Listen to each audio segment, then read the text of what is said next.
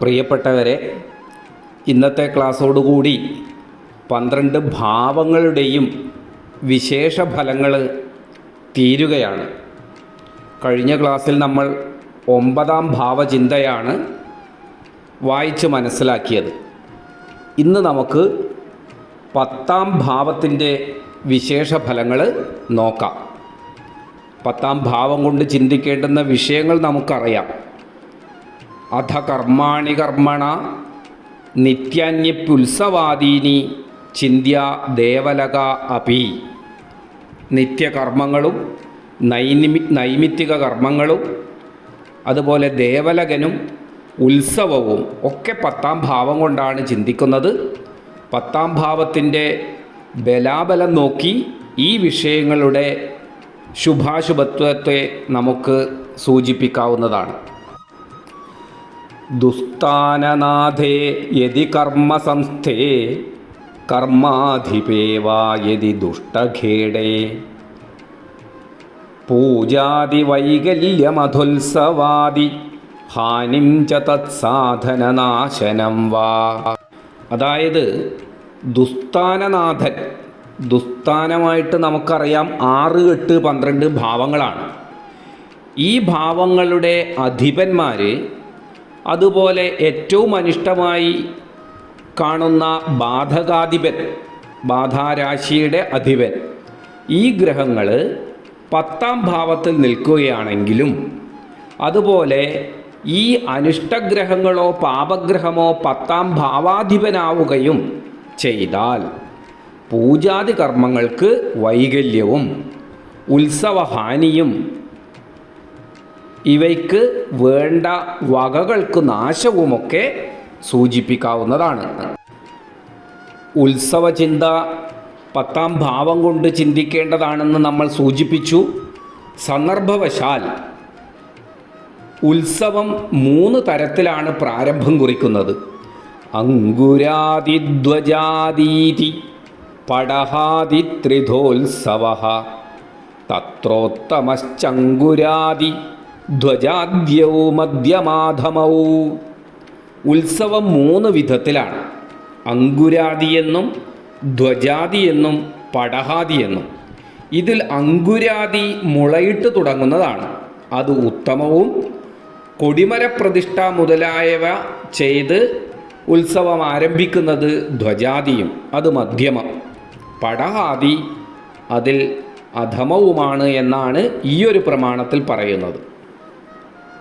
അധമം എന്ന് സൂചിപ്പിക്കേണ്ടതില്ല. 3 തരത്തിലുള്ള ഉത്സവ പ്രാരംഭം. അതിൽ ചില ദിക്കുകളിൽ ഗണപതി ഹോമത്തോടുകൂടിയും അതുപോലെ കാവിൽ കയറുക എന്നുള്ള ചടങ്ങോടുകൂടിയും കുടവെക്കുക എന്ന ചടങ്ങോടുകൂടിയൊക്കെ ഉത്സവ പ്രാരംഭം കുറിക്കാറുണ്ട്. പ്രാദേശികമായ ആചാരങ്ങൾ നമുക്ക് പാലിക്കേണ്ടതാണ്, അത് പിന്തുടരുകയും ചെയ്യാം. 11ാം ഭാവം കൊണ്ടുള്ള വിശേഷ ചിന്ത പറയുന്നു. ലാഭരാശ്യധിപേ ദുസ്തേ മാന്തി ദൃഗ്യോഗ സംയുതേ സുകൃതസ്യ വിനാശേന ലാഭനാശമൃണം വദേൽ. 11ാം ഭാവാധിപൻ ദുസ്തനായും ഗുളികൻ്റെ ദൃഷ്ടിയോഗാദികളോടുകൂടിയും നിന്നാൽ സുകൃതം നശിച്ചിരിക്കുന്നുവെന്നും അതുമൂലം ലാഭനാശവും ഋണബാധ്യതയും ഉണ്ട് എന്നും സൂചിപ്പിക്കണം. സുകൃതം ജ ധനായാനം അപ്യായേന വിചിന്തയേത് എന്നാണല്ലോ നാം പഠിച്ചത്. അതുകൊണ്ട് ആ സുഹൃതക്ഷയത്തെ ഇവിടെ സൂചിപ്പിക്കാം എന്നർത്ഥം. ഇനി സാമ്പത്തിക ഉന്നമനത്തിൻ്റെ അവസ്ഥയെ പറയുകയാണ്. ഏത് തരത്തിലുള്ള ധനാഗമനമാണ്? യജ്ജനനം കൃതയുഗഭേ ദൈവനിയോഗാദുപേത്യ സകല ജനാഹ ധനമസ്മൈ ദദ്വിരഥ ത്രേതായാമർത്ഥലബ്ധിരടനേന ദ്വാപരഭേ സ്വീയധനവ്യാപാരാൽ കലിയുഗേ ന കേനാപി മേഷാദ്യാഹ സിംഹാദ്യാ ചാപാദ്യാഹ കൃതയുഗാദയ പ്രോക്താഹ. മേടം മുതൽ മീനം വരെയുള്ള രാശികളെ കൃതയുഗം ത്രേതായുഗം, ദ്വാപരയുഗം, കലിയുഗം എന്നിങ്ങനെ 4 തരത്തിൽ വേർതിരിക്കുന്നു. മേടം, ഇടവം, മിഥുനം, കർക്കിടകം. ഈ ക്രമത്തിൽ തന്നെ വീണ്ടും ചിങ്ങം മുതലും നമ്മൾ കണക്കാക്കണം.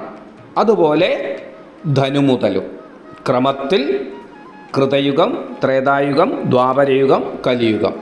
ഇവിടെ ആരൂഢരാശി കൃതയുഗ രാശിയാണെങ്കിൽ ഭക്തജനങ്ങൾ ഇങ്ങോട്ട് വന്ന് ധനസമർപ്പണം നടത്തും. ത്രേതായുഗ രാശിയാണ് ആരൂഢമെങ്കിലോ നമ്മൾ പുറത്തുള്ളവരെ ചെന്ന് കണ്ടാൽ ധനം ലഭിക്കും.